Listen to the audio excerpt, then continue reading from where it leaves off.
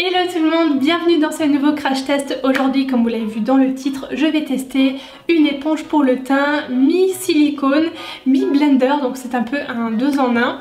Donc je ne connaissais absolument pas l'existence de cette éponge, pas du tout, je l'avais vue nulle part, jusqu'à ce qu'on la voit partout là, il y a quelques jours sur Instagram, avec plein de vidéos où des filles se maquillent le teint avec, et vous avez été très nombreuses à m'envoyer des messages privés sur Instagram pour me dire de la tester dans une vidéo crash test, etc. Donc j'ai fait ma petite commande, je l'ai trouvée sur Amazon au prix de 10 €. Voilà, donc je trouve pas ça trop excessif. Je vous mettrai le lien dans la barre d'infos si ça vous intéresse. Et son nom c'est The Origin... Je vais pas y arriver. The Original Squeegee, voilà, c'est pas facile à dire. Donc je l'ai reçu dans cette jolie pochette comme ça, le nom est juste ici.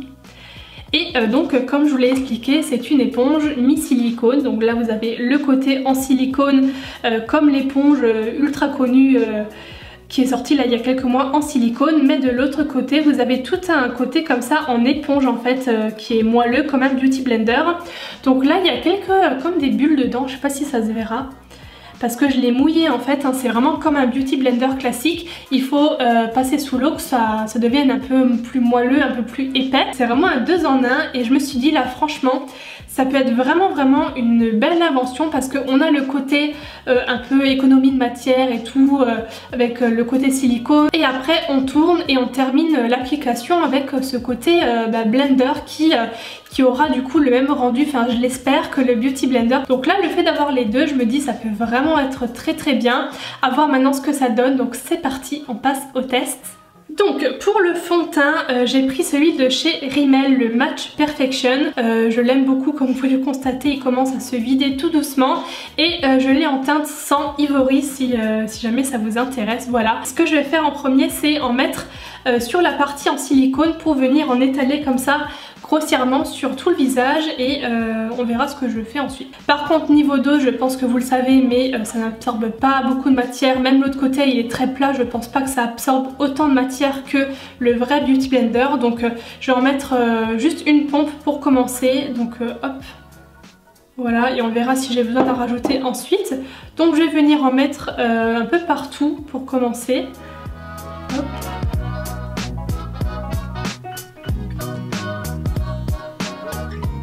Je pense que je vais étaler très grossièrement avec la partie silicone tout d'abord pour en mettre un peu partout, et je finirai avec la partie blender.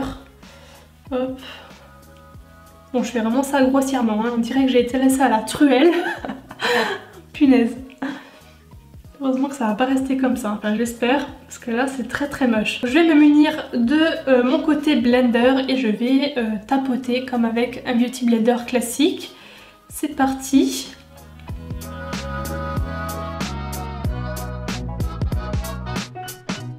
Alors je suis déjà surprise par une chose, c'est le moelleux de la chose, parce que je me suis dit c'est quand même assez plat, il n'y a pas une couche aussi épaisse que dans un beauty blender qui est fait que de mousse. Du coup c'est très plat, mais c'est quand même moelleux quoi.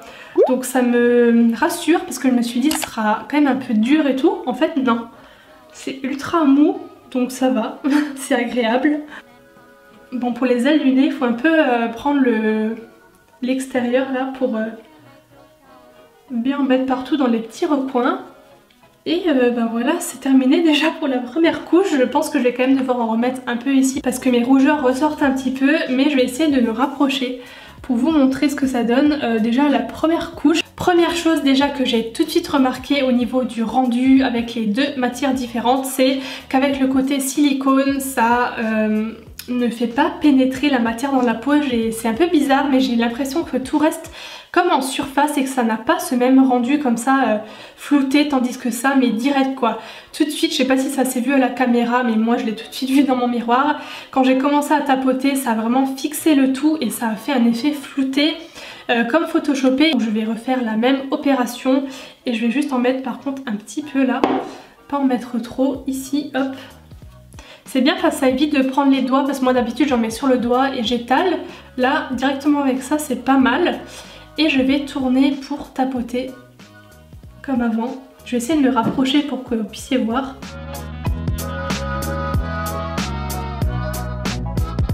Donc deuxième couche sur les joues appliquée et rendu est vraiment super joli comme avec un beauty blender, donc ça c'est top. Maintenant ce que je vais faire, c'est que je vais prendre mon anti-cerne. J'ai pris le Born This Way de chez Too Faced en teinte Very Fair et je vais en mettre sur mes cernes. Donc je vais essayer de pas trop aller vers mon maquillage parce que j'ai déjà maquillé le bas de mes yeux. Je vais en mettre un petit peu ici et je vais en profiter aussi pour faire quelques petites zones de lumière. Là j'ai vraiment l'impression à chaque fois que je prends ce côté silicone que ça fait comme un retrait de matière à chaque fois. Il n'y a pas... Je sais pas, pour étaler comme ça c'est vraiment bien, mais alors pour finir le truc je préfère 1000 fois le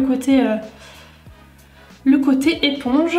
Et j'en ai terminé avec l'application du fond de teint et du correcteur anti-cerne. Je pense que je vais tout de suite vous faire mon bilan comme ça à chaud et je finirai mon teint ensuite. Première chose, je trouve ce truc au final hyper ingénieux parce que le fait d'avoir combiné les deux matières, ça se complète juste à merveille et c'est ce qu'il fallait en fait. En tout cas moi j'adore et je pense que je vais vraiment m'en resservir pour appliquer mon fond de teint ou autre. Ça permet de prendre la matière sans utiliser les doigts. Après il n'y a pas de règle, hein. Je pense que tout le monde peut utiliser les deux parties comme il veut. Moi je prends ça pour étaler comme je l'ai fait grossièrement partout et ensuite ce côté là vraiment pour finir le tout, pour donner justement ce côté flouté qu'on retrouve avec le Beauty Blender et qui permet d'avoir ce rendu tout simplement.